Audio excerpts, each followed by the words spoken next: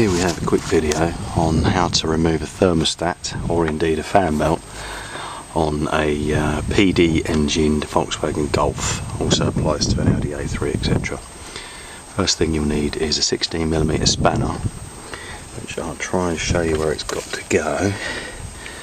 Right, if you can look just there, you see on the tensioner there's a raised portion. What you need to do is put the 16mm spanner on that, hook something to the fan belt. I've used an orange strap. This is just so I don't have to relash the fan belt around the pulleys. So I just hook that on there just to hold on to it so it doesn't drop down the bottom. Otherwise I've got to take the under tray off to thread the belt back around the pulleys. Then all you need to do, move these pipes out of the way, and when you pull on that you'll see the whole tensioner moves. And then I'll have to put the camera down for a minute, but basically the belt then becomes loose, so you can actually remove the belt from the pulleys, which I'll show you in a second.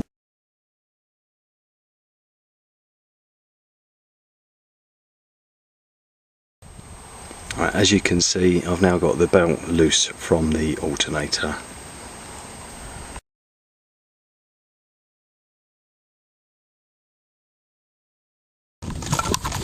Next step is to remove the top mounting nut of the alternator, which is this one here. You can simply use a 13mm spanner to remove that, which I'll do now. I'll use a ratchet spanner because it'll make it a little bit easier in such a tight space. Right, as you can see, I've now removed the top bolt. What I did have to do to get the bolt out is put my 16mm spanner back on the belt tensioner again, and to allow clearance for it I had to pull the belt tensioner all the way back out the way, otherwise it won't pass over this raised portion here. Next thing you can do, disconnect the battery and then remove this cable from the alternator just there. It's just a 13mm bolt, and also on the top there's a plug. That's just a plug that you pull the little tab up and it unclips. I've unclipped this belt, this pipe, just to clear out the way of the alternator. Next thing I'm going to do is swing the alternator over, and I'm going to get to another bolt which you can't really see, but it's actually the bottom bolt that holds the alternator in place, and I'm going to take that off too. It's only two bolts holding this alternator on.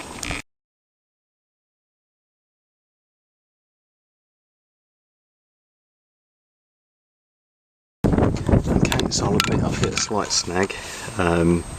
The tensioner pulley's getting in the way of me undoing the 13mm bottom bolt, so what I'll have to do instead is remove the tensioner pulley by undoing these three bolts, that one and that one, to give me clearance.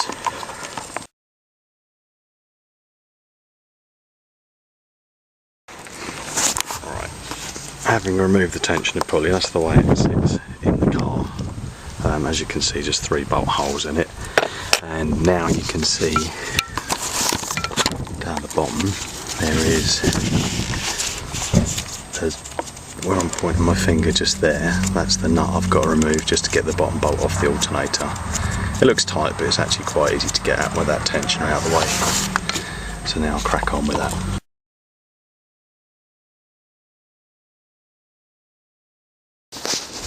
Alright, that's the alternator actually completely unbolted apart from this small nut. 8mm nut, just holding a cable clamp just on there. So I'll just whip that off and the alternator will be free.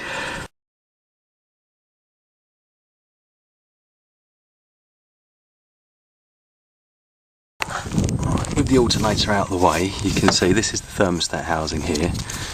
I'll remove that pipe just to make it a little bit easier to work on. And the bolts we want to undo is two 10mm ones. Could be Allen keys on yours, but they're normally 10mm. And that's one just there and one just there. Once we've done that, the thermostat will be free. So it's that one, and I'll take this pipe off just to get it a bit of clearance there.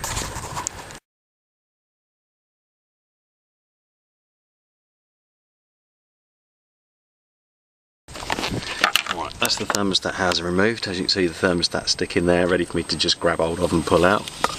this is the actual housing. This is an aftermarket one. On the genuine ones, you'll see a couple of little plastic tabs, and all they're there for really is to hold the thermostat while you actually place it back in the block. When it's back in the block, there's a rubber O-ring that fits on that side of it. You can see the O-ring on the thermostat there, and that holds it in place once it's in.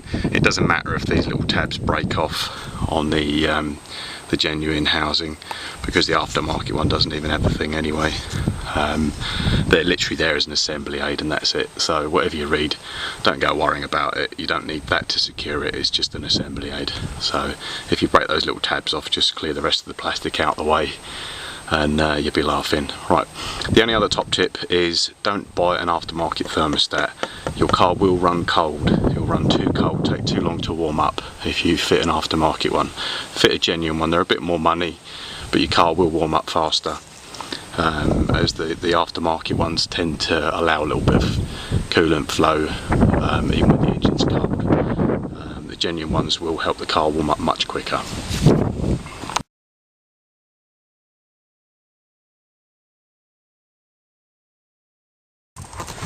Right, well, I've put the alternator back.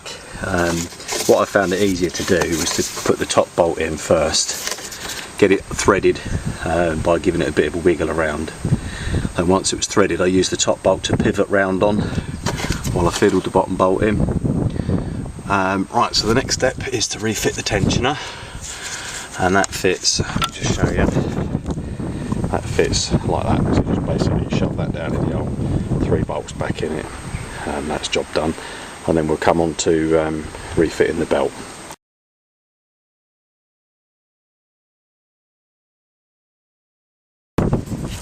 Alright, I'm just about to refit the belt. So all that involves really is you need your 16mm spanner to pull the tensioner right towards the front of the car again.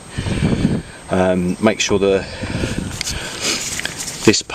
upper part is going to rest on the forward facing part of that plastic roller, and then the inner part where I've got this hook is going to go around the alternator pulley. Also make sure that it's in all of the grooves on all of the pulleys. You'll have to have a little torch shine to get that. I can't really hold the camera and show you, but it's really easy. It takes literally about 5 seconds. So I'll show you in a second once that's done. Actually, let me just show you the spanner motion. I'll put this little pipe out of the way, put my spanner on there. You can see that moving right the way out of the way. If I pull that right the way forward, I'll be able to get that a little loop of belt underneath it, and then I'll come back and show you in a second.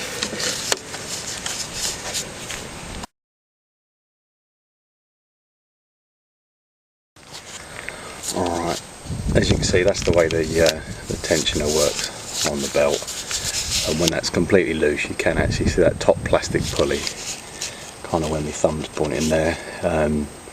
That's the one you have to loop it over. Just make sure it's in the grooves on all the pulleys, and if it's not, you'll have to take the under tray off. Don't forget to connect your alternator wire back up, refill your coolant, run it till hot with the coolant cap off, and then that's it, job done.